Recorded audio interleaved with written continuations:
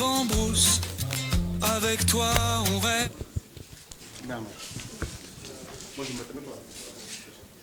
Merci beaucoup. Camarades membres de la direction du parti,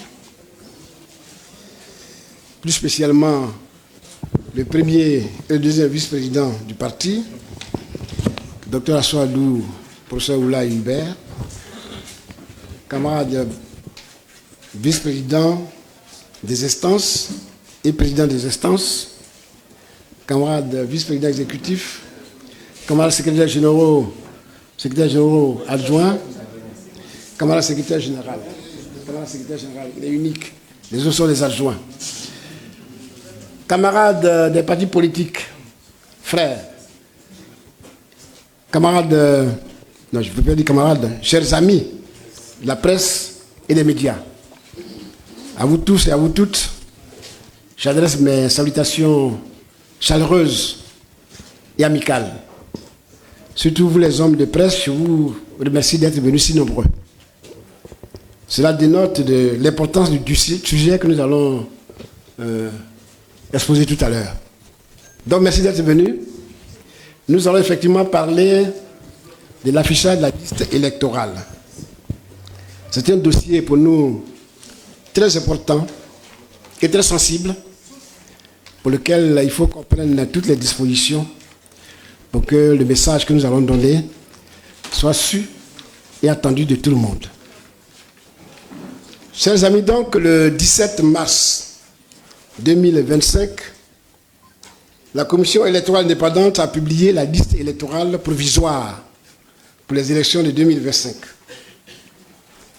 Nous tenons ici à exprimer notre profonde déception et notre vive inquiétude quant à la crédibilité du processus qui a été mis en place.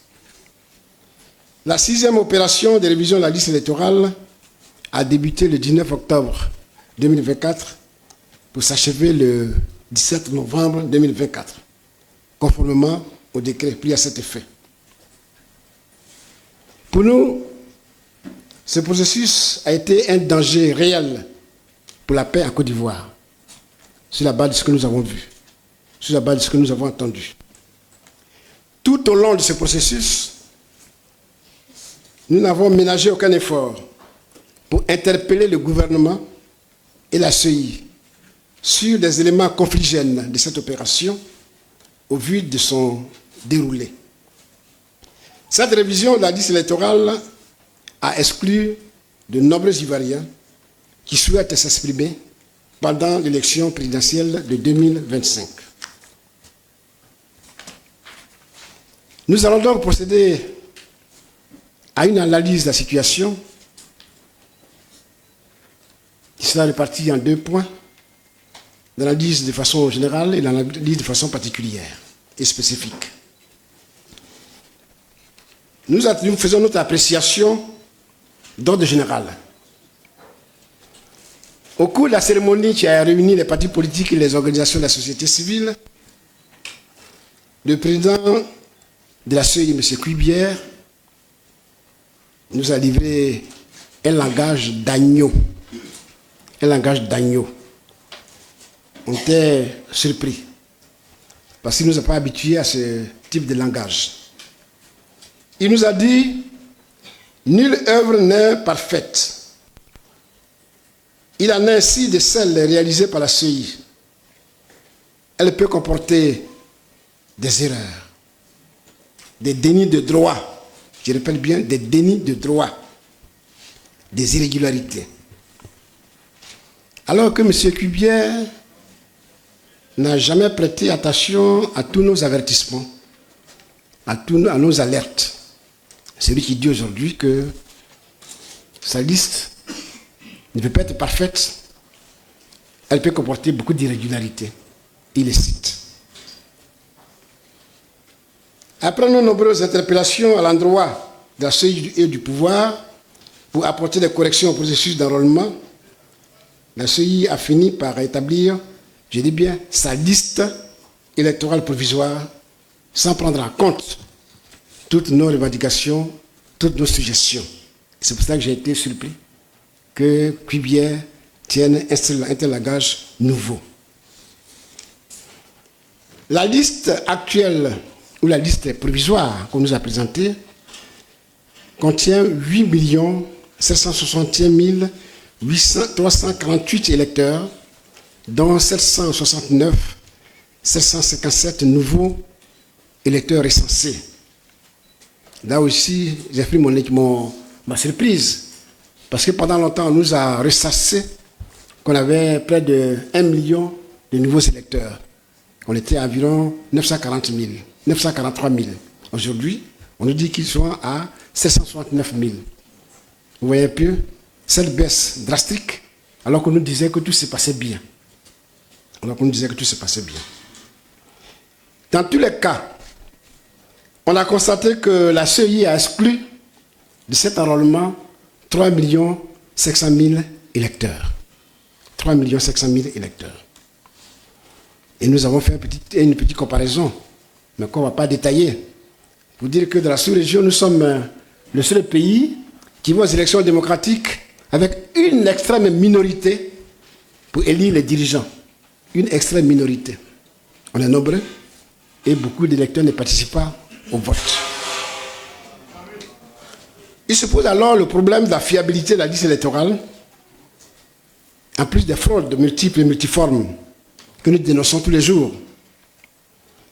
Vous savez, je le sais, la CEI s'est entêtée à conduire cette opération de façon autoritaire. Et le résultat, au finish, c'est l'exclusion de près de la moitié des électeurs pour l'élection de 2025, comme je viens de l'indiquer. Aujourd'hui, la CEI et son président essaient de faire amende honorable en utilisant un nouveau langage. Mais en réalité, c'est pour noyer le poisson. C'est pour ne pas se dédouaner de nombreuses fautes. Et c'est pour faire comprendre aux gens que oui, il a fait ce qu'il allait faire, mais c'est du dilatoire.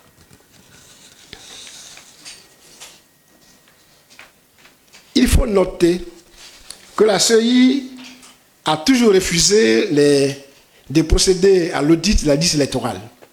Alors que la liste que nous connaissons déjà, et celle que nous sommes en train de voir, ces listes-là sont truffées de fraude d'électeurs indûment inscrits. Notre sentinelle antifraude électorale, la SAFE, a bien fait la comptabilité. Et vous les connaissez, environ 3 millions d'électeurs qui sont des électeurs indûment inscrits. Ce qui nous a fait dire que pour que la liste électorale soit fiable et nous mettre tous à confiance pour les élections, il faut la soumettre à un audit. La CEI l'a refusé. Bien que les pays voisins, comme le Mali, le Bénin et le Sénégal, ont pu faire leur audit, la Côte d'Ivoire refuse, la CEI refuse. Et nous a demandé entre-temps, oui, si nous voulons faire l'audit, avec quel TDR nous allons leur proposer. Je vous dis, camarades, chers amis journalistes, au jour d'aujourd'hui, le PPACI est prêt. Parce que le PPACI a élaboré, grâce à ses experts, le TDR pour faire l'audit de la liste électorale provisoire en Côte d'Ivoire. Nous réaffirmons ici avec fermeté et clarté. La CEI n'a rien d'indépendant, malgré tout ce qu'on peut dire. Elle est instrumentalisée pour servir les intérêts d'un régime qui refuse obstinément de se soumettre aux principes de la démocratie et qui a manifestement peur d'un homme, Laurent Gbagbo. Cette liste électorale provisoire est une véritable honte pour la démocratie, et je pèse bien mes mots. Je l'ai dit tantôt, elle contient des électeurs fictifs, elle contient des personnes décédées, elle contient des milliers d'usurpateurs d'identité, des inscriptions suspectes en masse ou des centaines d'électeurs qui sont d'une même mère ou d'un même père. C'est inadmissible. Toutes ces anomalies ont été dénoncées par notre organe, je l'ai dit au début, la SAFE, sentinelle antifraude électorale du PPACI. Cette sentinelle vous édifiera lorsqu'ils vont rentrer dans le vif du sujet Parce que c'est à eux que nous allons confier le suivi du contentieux électoral et autres. La CEI, elle est incapable de garantir un processus électoral transparent. Une institution incapable de respecter les décisions de justice, pour nous, n'a aucune légitimité. Une institution qui ferme les yeux sur la fraude électorale est une institution qui participe activement à la confiscation des résultats et la confiscation du pouvoir. La CEI, qui n'écoute pas les plaintes des citoyens, n'est rien d'autre qu'un organe au service des partis et non de la démocratie. Voilà ce que nous pouvons dire sur notre appréciation générale de la situation. Notre appréciation d'ordre spécifique.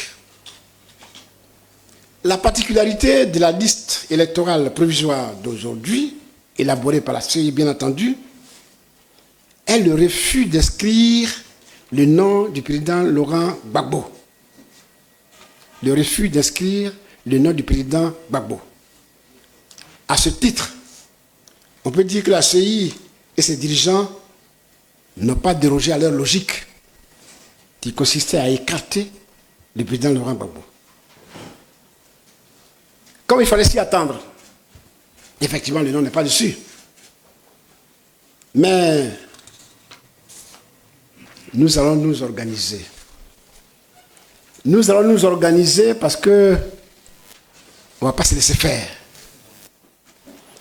Je peux dire ici que c'est par orgueil, par mépris ou par vengeance que la CEI a décidé de ne pas inscrire le nom du président Laurent Gbagbo sur la liste électorale. Et en notre sens, cela résulte d'un plan stratégique, j'allais même dire diabolique, savamment élaboré.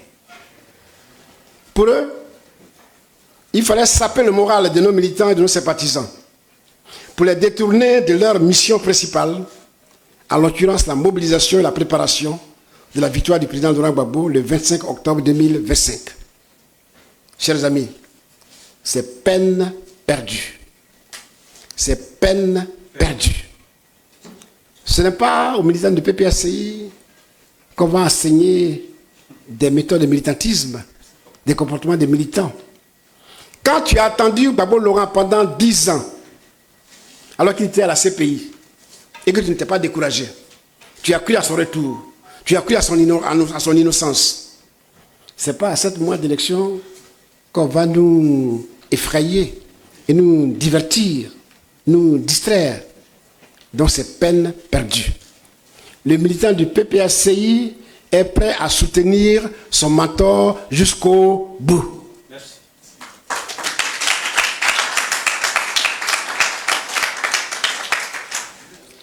Leur deuxième vision, qui sont certainement en train de travailler au laboratoire, c'était aussi pour provoquer des troubles, pour se maintenir au pouvoir par des armes.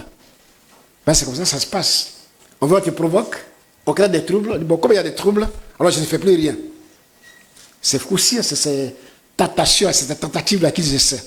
Donc, premièrement, pour la démobilisation de nos militaires sympathisants, ça n'a pas marché et ça ne va pas marcher.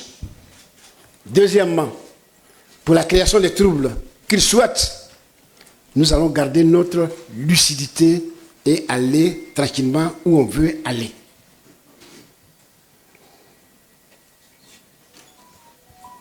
Dans ce contexte, pour nous aujourd'hui, la seule chose importante qui prime, c'est la candidature effective du président Laurent Gbagbo à l'élection présidentielle de 2025, qu'il va gagner.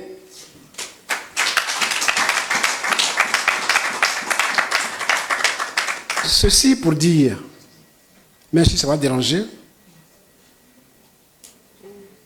que on peut être inscrit sur la liste et ne pas être retenu la candidature. Tout comme on peut ne pas être sur la liste et être candidat. C'est possible. Mais nous insistons avec nos militants que la bataille d'inscription de Laurent Gbagbo sur la liste électorale est un devoir moral pour nous. Est un devoir moral pour nous. Est un devoir, même si on n'en a pas besoin pour que Gbagbo soit candidat, c'est un devoir moral. Et à ce titre, nos camarades, nos militants doivent continuer à se battre.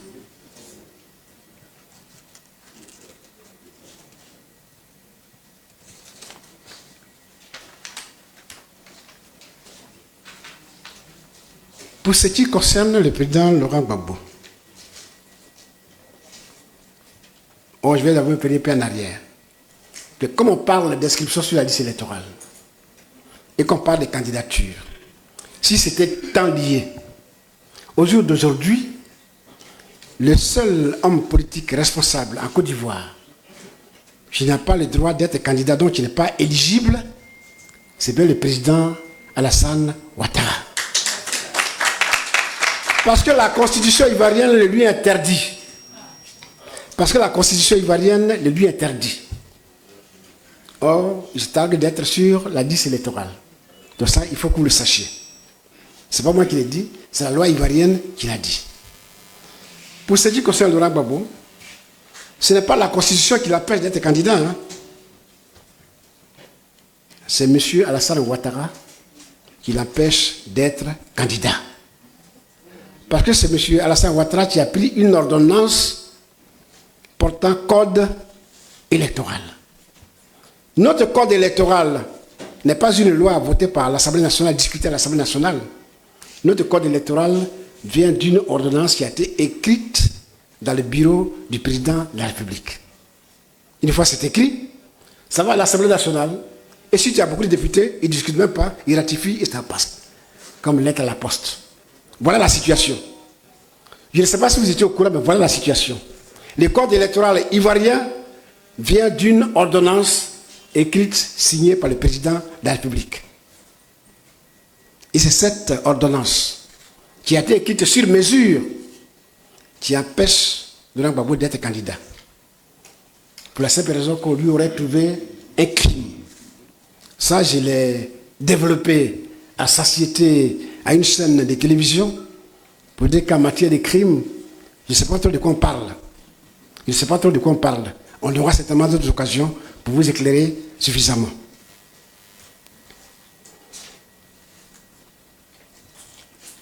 Je veux dire à la presse nationale et à la presse internationale que les gens se fatiguent pour rien. Ce n'est pas nous qui vont décourager. Nous qui avons soutenu Gbagbo Laurent, au moment où personne ne vendait cher sa peau. Ce n'est pas nous, ils vont dire non, non, ces militants vont se décourager, ils vont se démobiliser. Ce n'est pas de nous, ils parlent. Tout comme nous avons cru à son innocence et à sa libération pendant 10 années, nous croyons aujourd'hui encore à sa candidature à l'élection présidentielle 2025 et nous croyons à sa victoire le 25 octobre 2025. Alors, quelle est notre position? Devant l'échec de la CEI à créer des conditions d'une élection présidentielle juste, transparente, crédible, apaisée et inclusive, l'affichage de la liste provisoire nous donne l'occasion d'amplifier notre lutte. Dans cette situation d'extrême gravité, parce que nous sommes dans une situation d'extrême gravité, la direction du parti décide de suspendre avec effet immédiat ses missions de terrain diligentées depuis le 13 mars 2025. La direction du parti informe les militants et militantes qu'une réunion des instances sera convoquée des jours à venir pour la conduite à tenir. Le PPACI demande à ses militants et ses partisans de se focaliser sur la candidature du président Laurent Gbagbo, qui reste et demeure à ce jour notre seul et unique candidat à l'élection présidentielle de 2025.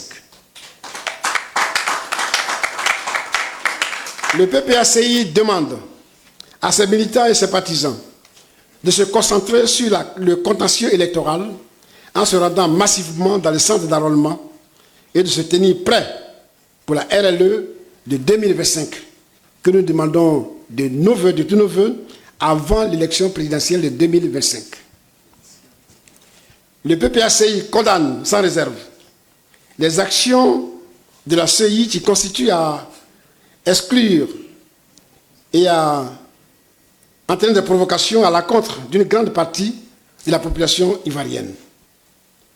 Le PPACI invite ses militants et ses partisans à suivre les consignes de la direction du parti dans le cadre du contentieux électoral et se tenir prêt pour les futurs mots d'ordre. Pour finir, nous lançons aujourd'hui une alerte solennelle à l'opinion nationale et internationale quant au risque de la violation répétée des droits de l'homme en Côte d'Ivoire peuvent engendrer.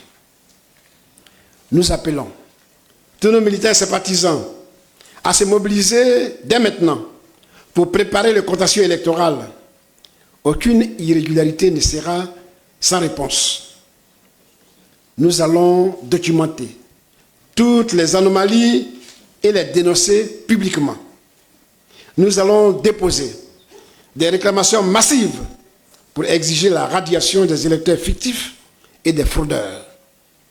Nous allons réclamer des comptes à chaque niveau du processus électoral.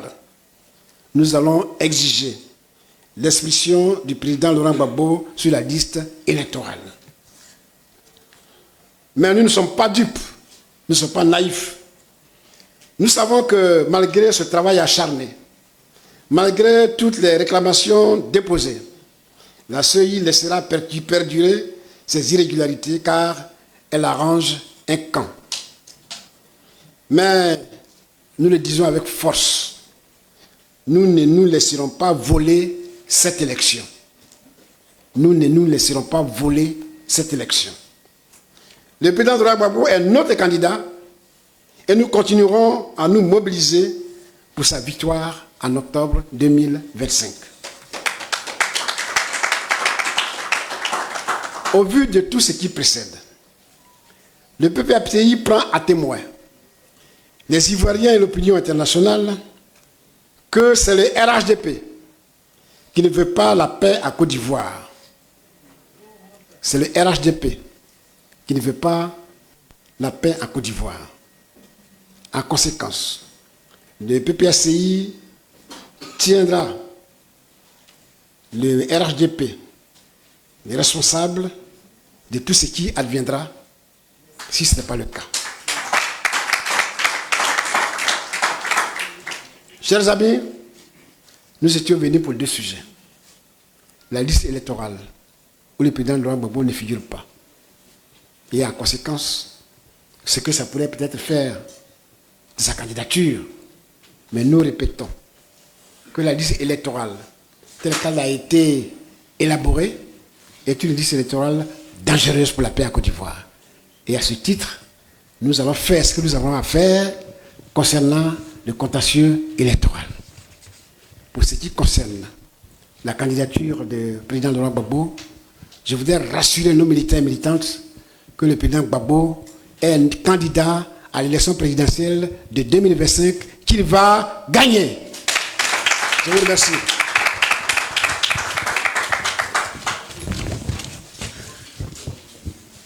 Amis de la presse, on va maintenant se retourner vers vous pour d'éventuelles questions, parce que c'est un qui en a. Sylvain Lebeau, tu as le micro là-bas? Je te demande qu'on donne le micro. C'est bon? C'est bon, allume ton micro, tu donnes ça. Chers collègues, vous vous présentez votre organe et vous posez votre question. Elle doit être succincte et courte, s'il vous plaît.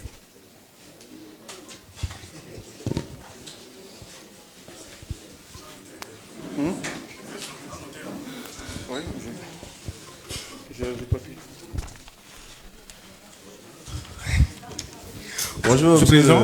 Pouvez-vous dire la question, s'il vous plaît? Junior Cardin de Radio de la Paix. Reprenez, s'il vous plaît. Je suis Junior Cardin, journaliste à Radio de la Paix. D'accord.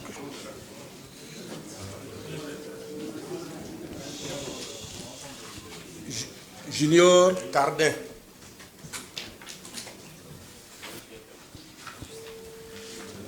Radio de la paix. On y va? Monsieur le Président, j'étais hier à la cérémonie de lancement donc du contentieux et le président de la CEI a longuement insisté sur les recours. Et parlant des recours, il a évoqué avec insistance le recours judiciaire et que les résultats qui sortiront donc des recours judiciaires s'imposeront à tous, à la CEI comme aux partis qui auront saisi donc le tribunal territorialement compétent. Je voudrais savoir si dans les démarches du PPACI, vous comptez voir ce côté, c'est-à-dire le recours judiciaire ou juridictionnel.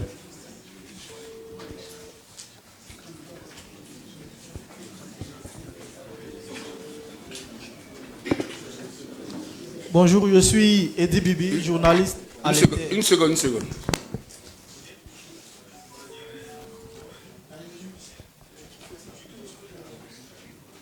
Allez-y.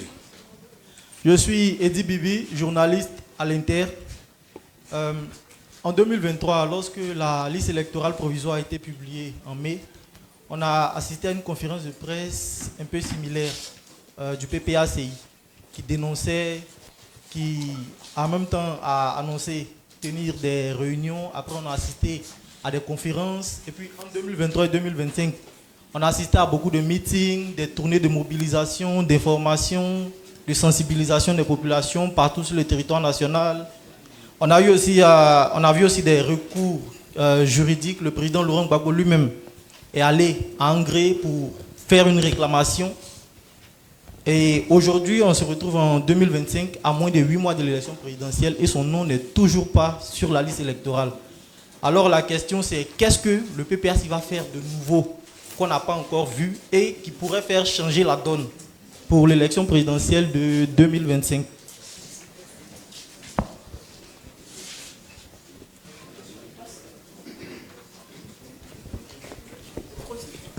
Bonjour, moi c'est Max Soubi de Medi 1. Pardon, une seconde, excusez-moi. Oui. Medi 1. Oui. C'est bon, je peux parler? Ok. C'est vrai que ça ressemble un peu à un traquenard électoral au regard de la situation, mais je pense qu'on est un peu dans du déjà-vu au niveau du PPACI. Tout à l'heure, mon confrère le disait, à la faveur des élections en 2023, on a pu assister à ce genre de conférence-là. Mais est-ce que vous avez déjà envisagé avec le président Alassane Ouattara utiliser une méthode que vous aimiez, le dialogue direct? Si vous avez déjà sollicité l'équipe du RHDP pour qu'on ait enfin un échange direct entre Alassane Ouattara et le président Gbagbo, parce que jusqu'à présent, c'est le seul qui peut valider, en s'appuyant bien évidemment sur la Constitution, la candidature de Laurent Gbagbo. Merci.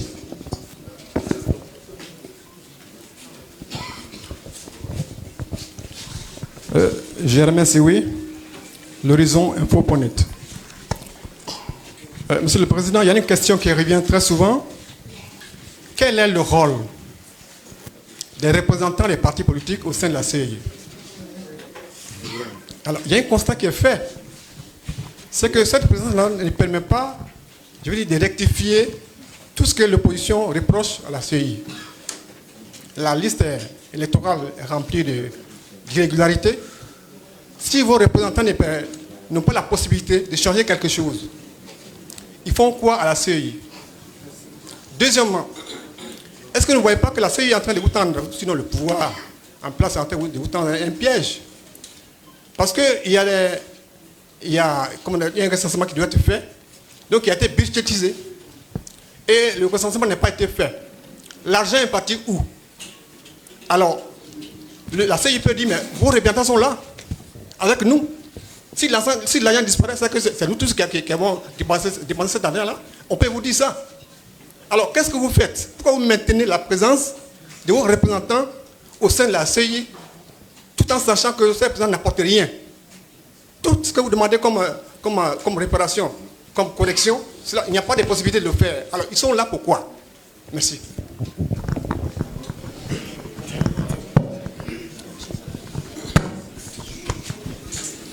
Bonjour, je suis Cyprien Kwasi pour Abidjan.net. Monsieur le Président exécutif, tout à l'heure vous le dites. Une seconde, s'il vous plaît, une seconde. Abidjan.net. Cyprien Kwasi, Abidjan.net. Alors, mes confrères ont déjà abordé la question, mais je reviens dessus. Concrètement, nous sommes à 8 mois des élections en Côte d'Ivoire. Concrètement, le PPACI va passer à quelle phase si jamais le nom de M. Laurent Gbagbo n'est pas, lors du contentieux, réinscrit sur la liste électorale? Concrètement, vous ferez quoi? Merci.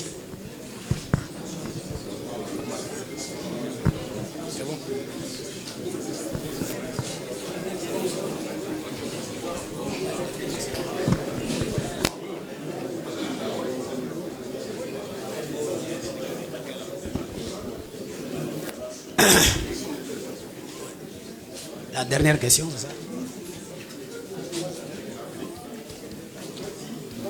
Bien. C'est bon? C'est bon? Oui, c'est bon.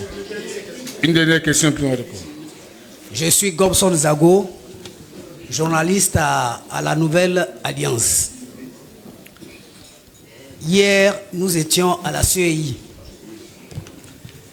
Et le président Koulibaly Kubirt a accusé les partis politiques de lui avoir donné ce pouvoir-là de radier qui il voulait. Il a même cité, je ne sais pas, une phrase en grec ou bien en latin que je ne maîtrise pas, mais il a dit que quand vous créez une loi, attendez-vous aux conséquences de cette loi. Il a dit parce qu'il a dit que vous vous êtes retrouvés à une rencontre où vous lui avez dit de nettoyer la liste électorale et de vous rendre compte. Et que c'est ce que lui, il est en train de faire. Qu'en dites-vous? Merci. Président, vous allez répondre aux différentes questions.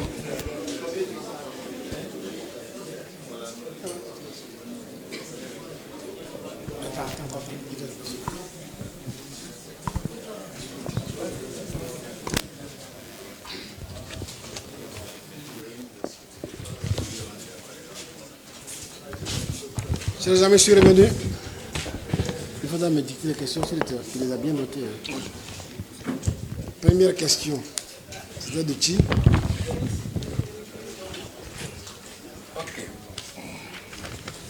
Recours judiciaire. Première question, M. Gino Cardin, Radio de la Paix. Merci beaucoup. Il a dit que dans le code électoral, on nous impose le recours judiciaire et une fois c'est validé, c'est terminé. C'est ce qu'il veut dire. Hein. Bien. Effectivement, dans le contentieux électoral, il y a des dossiers qui peuvent passer au niveau administratif, il y a des dossiers qui peuvent passer au niveau judiciaire ou juridique. Ce que nous demandons tous les jours, c'est que notre justice soit à mesure de rendre des décisions qui sont des décisions justes. Une fois c'est fait ainsi, quelle que soit la situation, le justiciable doit aller à la justice et prendre son résultat, ce qu'il mérite. Maintenant, vous me posez la question de savoir si le recours judiciaire est dit d'une façon ou d'une autre et qu'en filigrane, ça nous est défavorable, est-ce qu'on ne pourra pas revenir? C'est cela que cache un peu votre question. Mais je ne suis pas un enfant, je suis au courant de ce que vous voulez dire. Dans le cas des contentieux électoraux, il y a les Ivoiriens, les citoyens lambda, qui doivent faire son recours. Quoique là aussi c'est un problème parce que on demande aux plaignants de fournir tous les justificatifs. Et si j'ai bonne mémoire, on demande à chaque plaignant de déposer lui-même le dossier de sa plainte. Or, je vous ai dit tout à l'heure que sur la liste électorale, il y a près de 3 millions d'électeurs frauduleux. S'il faut trouver 3 millions de personnes pour aller déposer dossier de chacun de ces fraudeurs, ça va être fastidieux. Nous avons lutté pour que les plaintes se fassent de façon globale, mais la CEI n'a pas accepté. Mais on sait pourquoi. Parce que c'est la CEI qui sait ce qu'il y a dans la case, dans la marmite. En faisant ainsi, s'il nous permet d'aller porter plainte en masse, de façon groupée, il va être dérangé. Parce que dans la marmite, là, ils savent ce qu'ils y ont mis. Donc c'est une façon de protéger les frauduleux. En demandant aux citoyens de porter plainte individu par individu, c'est une manière de protéger les frauduleux. Ça, on le sait. Mais si votre question va dans le sens du président Laurent Gbagbo, je vais être clair avec vous. Le président Gbagbo n'a pas affaire à la justice ivoirienne. Son cas n'est même pas un cas qu'on va traiter comme ça, en public, comme vous le faites. Et je suis déjà intervenu à la télévision pour ne pas faire sa publicité live TV, et Maître Abiba a intervenu plusieurs fois pour vous expliquer que le président Gbagbo n'a rien à voir avec tous ces micmacs que nous sommes en train de voir. On dit qu'il a été jugé par un tribunal en Côte d'Ivoire, qui est un tribunal qui ne doit pas juger Gbagbo Laurent. C'est ça qu'on nous a dit. Et je vous ai dit, même s'il était jugé et qu'on l'avait condamné, il y a une loi d'amnistie qui a été prise par le président Ouattara en 2018, si j'ai bonne mémoire. Cette loi d'amnistie, les pouvoirs décident de ne pas l'appliquer au président Laurent Gbagbo. Vous y comprenez quelque chose? Vous y comprenez quelque chose, vous? Moi, je ne comprends rien. Par les juristes m'ont expliqué qu'une loi d'amnistie amnistie les faits. Et ça, je l'ai déjà dit. Et n'amnistie pas les individus. Mon jeune frère qui est là, connaît Katina. Il a été amnistié dans la même affaire. Mais Gbagbo Laurent n'a pas le droit d'être amnistié. C'est ça qui est le problème. Pourquoi lui n'a pas le droit d'être amnistié alors que les autres Ivoiriens sont amnistiés dans la même affaire? Alors que tous les Ivoiriens qui ont eu des difficultés sont amnistiés depuis 2018. Quand on a demandé, ils ont dit non, comme il est encore à la Cour pénale internationale, quand il va finir là-bas, on va voir son cas jusqu'à aujourd'hui. Gbagbo n'a pas encore fini avec la Cour pénale internationale. Gbagbo n'est pas encore venu en Côte d'Ivoire. Il est encore à La Haye là-bas et il est encore en Belgique. Ça, c'est de l'enfantillage. Donc, c'est à vous que je pose la question. Vous, les journalistes, dans une situation comme ça, qu'est-ce que vous dites? Qu'est-ce que vous faites? Est-ce qu'il n'y a pas parmi vous des journalistes, comment on les appelle ça, d'enquête, là Voilà, tu peux nous faire ce travail-là et nous instruire. Nous, on a besoin d'être instruits par les journalistes. Voilà notre problème. On a besoin d'être instruits parce qu'on ne comprend pas. Et on n'arrive pas à comprendre. On voit une loi d'amnistie sélective. Oh, ça n'existe pas. La loi d'amnistie sélective, ça n'existe pas. Ou on est amnistié ou on n'est pas amnistié. C'est tout. Dans le problème de Gbagbo, c'est de ça qu'il s'agit.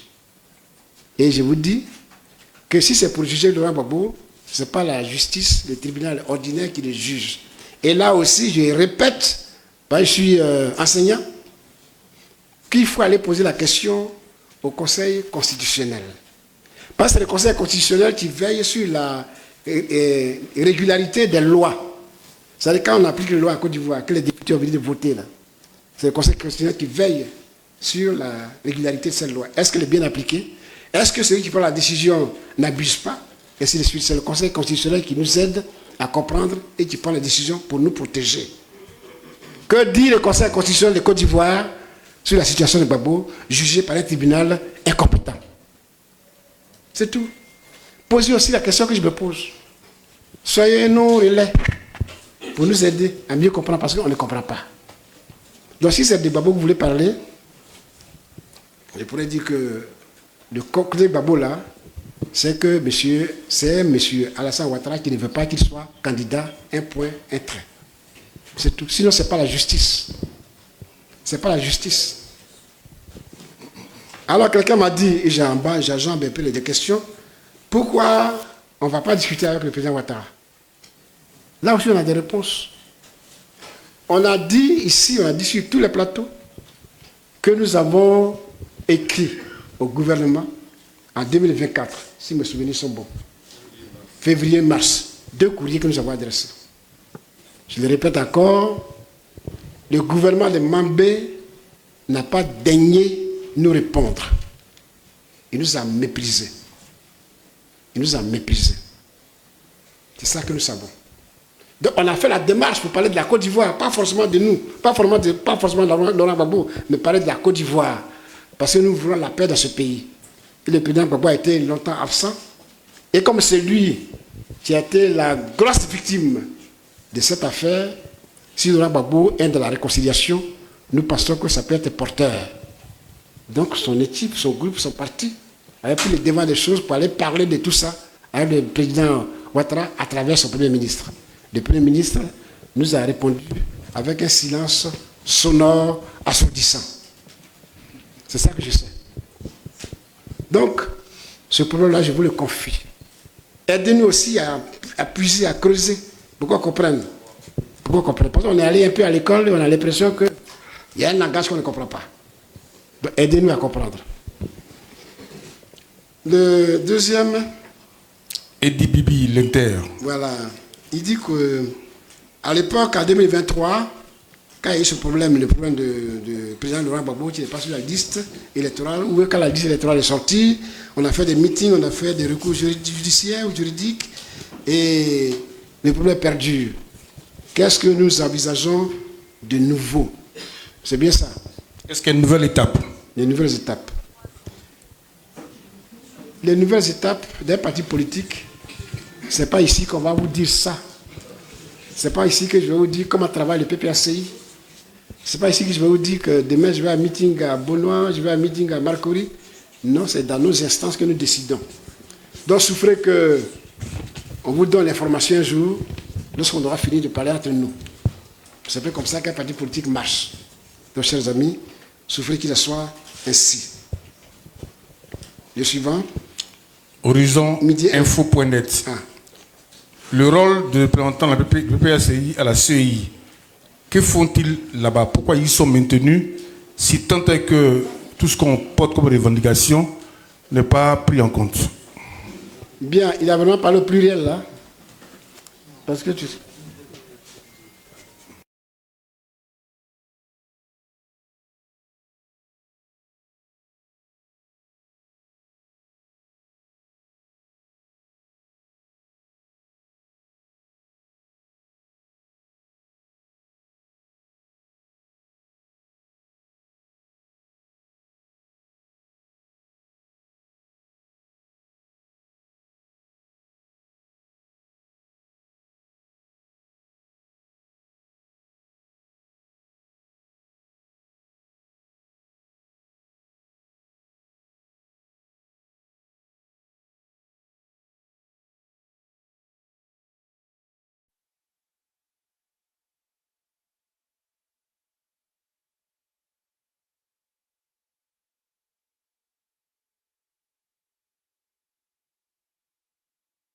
J'allais dire négatif, c'est un travail bâclé qu'il vient de réaliser. C'est tout. Donc ce n'est pas une question d'individu, ce n'est pas une question de représentants, c'est une question de principe. C'est une question de principe. La CEI actuelle n'est pas digne de confiance.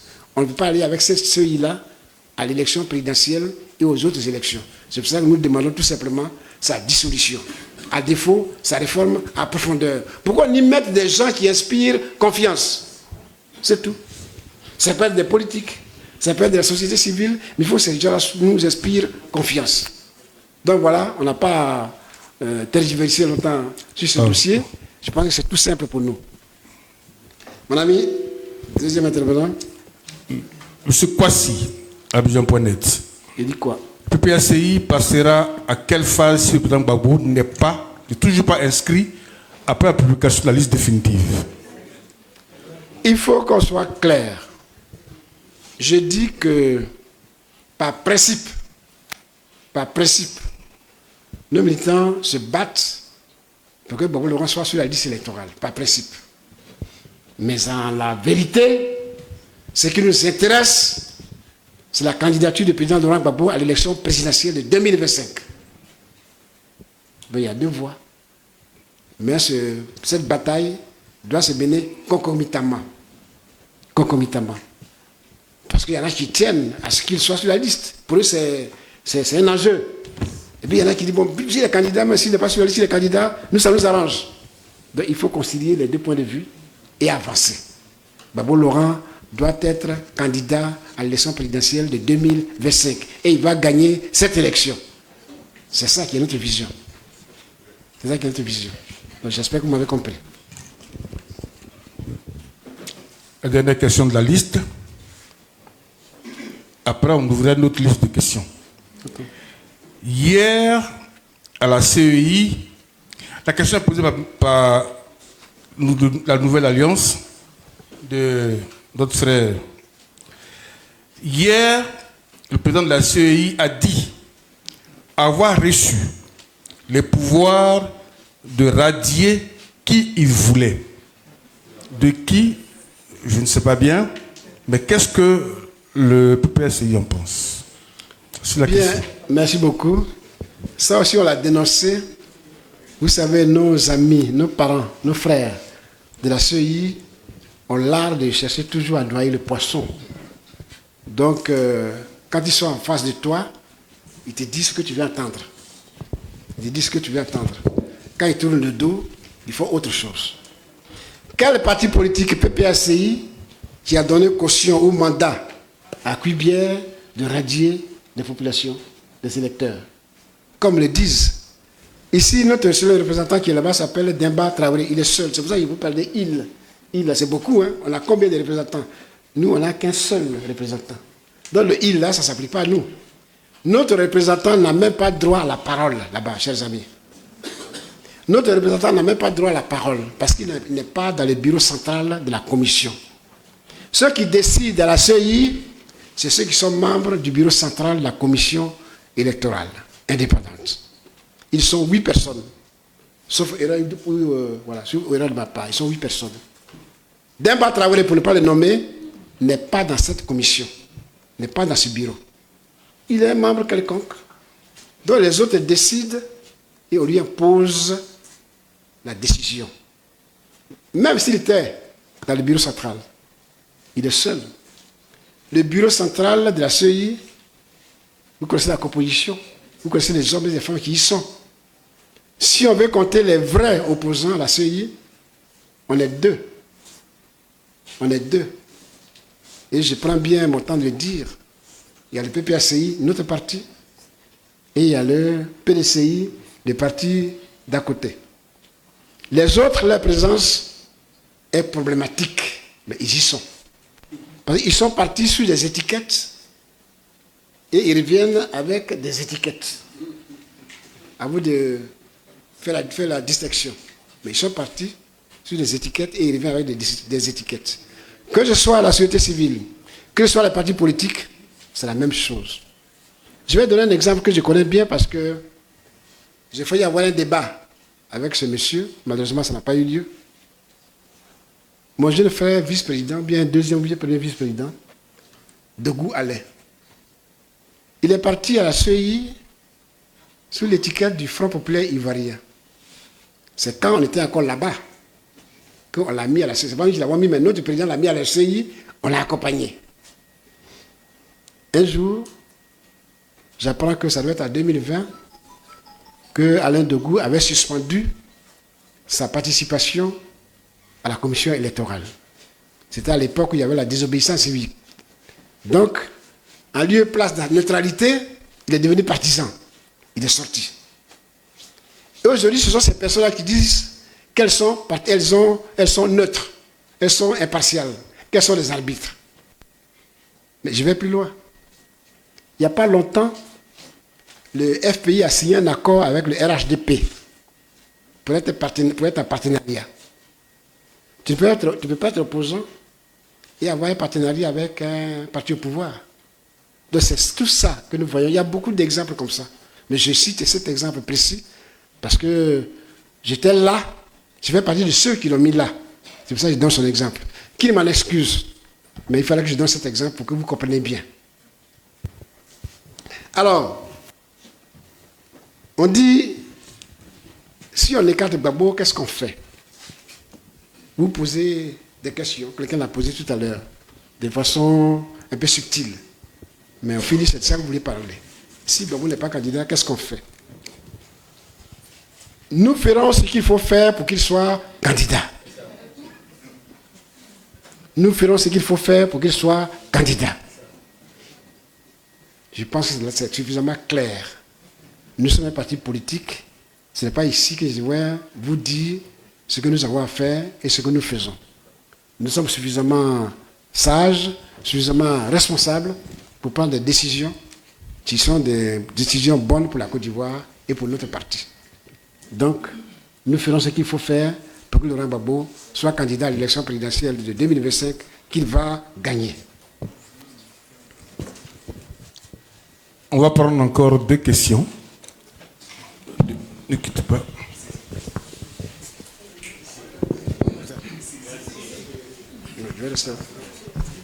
Bonjour. Bonjour. Julia Guggenheim pour France 24. Vous avez dit que vous alliez faire ce qu'il faut pour avoir la réinscription, pour finalement avoir la réinscription de Laurent Gbagbo sur la liste. Concrètement, est-ce que le parti va déposer un recours pendant la période de contentieux? Là, pendant les 2 semaines qui arrivent, est-ce que le parti va déposer un recours? Est-ce que vous appelez vos militants à déposer des recours précisément sur la question de l'inscription de Laurent Gbagbo sur les listes, ou est-ce que vous les appelez uniquement à déposer des recours sur les personnes qui seraient, d'après vous, inscrites de manière illégitime sur cette liste électorale? Merci beaucoup. Dernière. Bonjour, allez-y. Je suis du quotidien Le Temps. On a appris ici que le PPACI avait fait cas d'une lettre de l'ONU demandant à la Côte d'Ivoire de réintégrer le président Gbagbo sur la liste électorale. Est-ce que vous, en tant que parti souverainiste, panafricaniste, allez-vous saisir les instances régionales, la CEDEAO, l'Union africaine et même mondiale, l'UE, pour que son cas soit réglé, afin que la paix soit possible en 2025, en octobre 2025? Merci.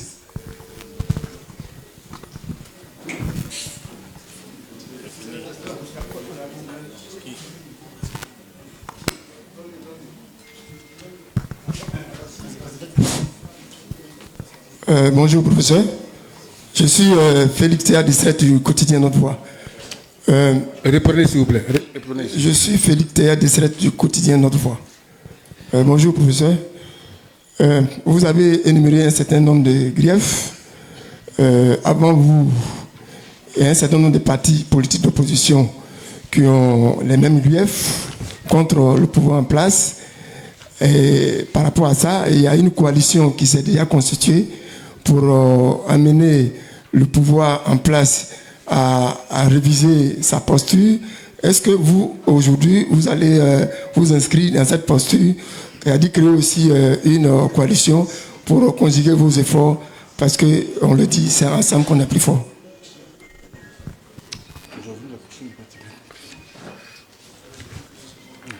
Oui, c'est bon. C'est bon, allez-y. Je vais demander le nom de la dernière question. La dernière question, c'était, vous avez dit quelle agence? Allô? La dernière question, c'était quelle agence? L'autre voix. Une dernière question. Une dernière question. La toute dernière, allez-y. Ok. Je suis Ompé Tchidjemon, Panafrica Media TV. Hier, nous étions à la CEI. Kubert, dans son show, a dit que son one-man show a dit que quiconque pouvait se plaindre du nom d'un groupe de personnes ou bien une personne sur la liste électorale. Mais tout à l'heure, je sais que nous sommes tous focalisés sur le nom du président Laurent Gbagbo. Mais dans votre exposé, vous avez mentionné que la seule personne qui ne devait pas sur cette liste était le président Ouattara. Est-ce que dans le contentieux, le PPACI aura des mots à dire sur cette question? Je vous remercie. Merci beaucoup. Je vais répondre à la question, à la dernière question. On peut y aller? Oui, allez-y, président. D'accord. Non, concernant l'inscription du président Ouattara sur la liste, effectivement, on va déposer recours. Parce qu'il ne mérite pas d'être sur la liste. Si c'est ça qui conduit à être candidat, on parle de ce principe-là que pour être candidat, il faut être sur la liste électorale. À ce moment-là, on doit porter recours pour qu'il ne soit pas candidat parce qu'il n'a pas le droit d'être candidat. Donc c'est assez clair. C'est assez clair. S'il est inscrit, pour être inscrit en tant que citoyen, ce que nous souhaitons pour tout le monde, il n'y a pas de problème. Mais si son inscription doit conduire à sa candidature, on va porter recours, réclamation, pour que les choses soient claires, parce que c'est un citoyen comme tout le monde. Maintenant, concernant Laurent Gbagbo, est-ce qu'on peut appeler ça recours? Il n'y a pas de recours à faire. Toutes les instances ont déjà décidé pour Laurent Gbagbo. 1. La Côte d'Ivoire, si elle n'a pas encore fait, elle est certainement en voie de décision. Parce que Laurent Gbagbo ne peut pas être jugé par une cour, par une justice ordinaire. Donc, vous-même avez posé cette question-là pour dire que de ce côté-là, déjà, il est protégé. Mais il y a la Cour africaine des droits de l'homme et des peuples qui a sorti un arrêt qui oblige l'État de Côte d'Ivoire à rétablir le président Laurent Gbagbo dans ses droits, c'est-à-dire s'inscrire sur la liste électorale. Cette décision qui a été signifiée au président Ouattara, il n'a pas transmise à la commission électorale, d'après ce qu'on nous dit, à la CEI. À la CEI. Oui, c'est bien ça. C'est ce qu'on nous dit. Si c'est vrai, c'est un président, non, je ne vais pas le dire, mais ce n'est pas bien. Sinon, j'aurais dit c'est une faute. Mais comme c'est un président, je ne vais pas dire ça. Mais ce n'est pas bien. Son rôle, c'est d'instruire ces institutions que voilà la décision que j'ai, faites-en bon usage. Il ne peut pas bloquer la décision, s'asseoir dessus et laisser Gbagbo, Laurent, dans la nature. Ça ne se fait pas. C'est une question de courtoisie, de caractère républicain, d'élégance même, d'élégance. Voilà, donc c'est ça. C'est pour ça qu'il dit de ce côté-là, c'est réglé. Parce que la décision existe. La décision existe, bel et bien. Donc nous, on va prendre ça puis on va déposer. Donc les recours là, ça est déjà là. Vous voyez tous ces recours, les documents sont là, ils sont dans les mains de la justice ivoirienne, enfin des décideurs ivoiriens, mais ils ne veulent pas se prononcer là-dessus. Donc on attend. On continuera à nous battre. On continuera à nous battre pour que le président Gbagbo recouvre ses droits civiques et politiques. Alors quelqu'un a parlé de, tout à l'heure j'ai omis, j'ai oublié de le dire, que est-ce que nous avons demandé à rencontrer le gouvernement? Oui, je l'ai déjà dit, mais il y a une chose qui m'a échappé. Ça devait être en 2020, si honorable est d'accord avec moi. Il y a eu un dialogue politique, le 6e ou bien, je ne sais plus quel numéro on l'a donné, 5e. Ce dialogue politique a été présidé par mon parent, paix à son âme, Amadou Gon Coulibaly, Premier ministre. Quand nous étions en train de préparer ce travail, c'est ça le travail, sur le code électoral plus particulièrement, parce qu'on a estimé que le code électoral était confligène, il fallait donc extirper tous les éléments qui étaient confligènes et faire un code électoral consensuel. C'est à ce moment-là que les partis politiques et la société civile sont rentrés à conclave avec le gouvernement, ils ont travaillé. Et ils étaient presque sur le point, ils ont même rédigé un document qui donnait les grandes lignes de la commission électorale, comment ça devait être pour arranger tout le monde, pour que ça soit consensuel. Comme le président Ouattara ne voulait pas de ça, son premier ministre est allé lui dire qu'il y avait péril à la demeure. Et ce président lui a demandé d'arrêter. Amadou Gon est venu, il a arrêté les discussions. Et c'est à la suite de cette suspension-là, qui est restée éternelle, qu'il a pris son ordonnance portant code électoral. C'est comme ça qu'il a pris son ordonnance portant code électoral. Donc ça a une histoire. Ça a une histoire. On était en train de travailler pour la Côte d'Ivoire dans le bon sens. Et il a stoppé. Il a écrit son code électoral à la maison qu'il nous a imposé. Donc si tu as écrit un code électoral, tu mets dedans ce qui t'arrange. Moi, je ne veux pas avoir d'adversaire. Donc bon, toi, on dirait que ton affaire n'est pas trop claire, tu es trop populaire. Qu'est-ce que je peux trouver pour t'écarter? Je trouve. Et ça, c'est facile quand tu es là où ils sont, là, tu trouves facilement. Hein? Donc, pour Gbagbo, on dit, bon, qu'est-ce qu'on va faire pour ce monsieur-là? Il est à la CPI. Hein? La justice internationale va le blanchir. Gbagbo avait déjà eu son premier verdict. Il était en appel. Et c'est là qu'ils sont précipités pour organiser un procès. Pour que Gbagbo Laurent, s'il vient ici, sous le coup de ce procès-là, de cette condamnation, ne puisse pas être candidat. C'est tout simple. Donc, au lieu d'avoir l'honnêteté de le dire, on se cache derrière la juridiction, derrière les juges. Et c'est ça qui n'est pas bon. Et mon ami Katina l'a révélé l'autre jour, que les juges là, l'État les paye suffisamment pour qu'ils soient indépendants. Le salaire du juge, c'est comme ça, hein, c'est sur le salaire du juge que nous sommes tous indexés. C'est-à-dire si on veut nous payer, nous, on peut considérer les grands fonctionnaires, hein, par exemple des A4, A7, quand on veut nous payer, on se base sur le salaire du juge pour fixer notre salaire. Donc eux là, ils ont le plus haut salaire de la fonction publique. Donc, ils ne peuvent pas se permettre de prendre une décision n'importe comment. Voilà donc si les juges font bien leur travail, nous on doit être à l'aise. Et c'est ça que nous souhaitons pour notre pays. C'est ça que nous souhaitons pour notre pays.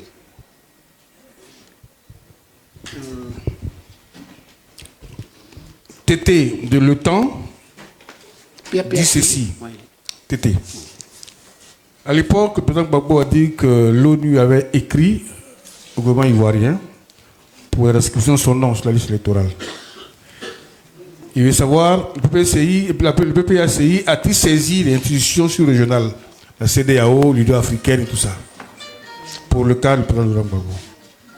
Je suis parti politique avec mes amis, n'ont pas encore connaissance d'une telle démarche. Ce que nous savons, c'est que l'Union africaine, donc la CEDEAO, a mené une démarche à l'époque, sur notre initiative, parce qu'on s'était plaint dans cette institution, ils ont décidé, ils ont pris un décret pour intégrer le Gbagbo sur la liste électorale. C'est ça que je sais. Les autres cas, je pense que si nos frères, chefs d'État africains de la CEDEAO ou de l'UA, sont logiques avec eux-mêmes et qu'ils veulent la paix dans notre sous-région, ils devaient prendre sur eux l'initiative de mener cette démarche pour que ça aboutisse. Parce qu'en fait, c'est eux qui ont pris la décision.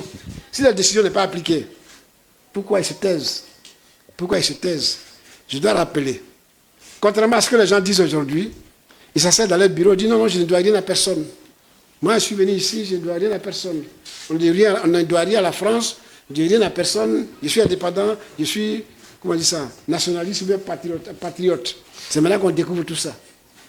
Mais je vous dis qu'en 2010-2011, c'est l'Union africaine qui a pesé de tout son poids pour que M. Ouattara soit officiellement, selon eux, président à Côte d'Ivoire. C'est eux-là qui ont donné leur avis.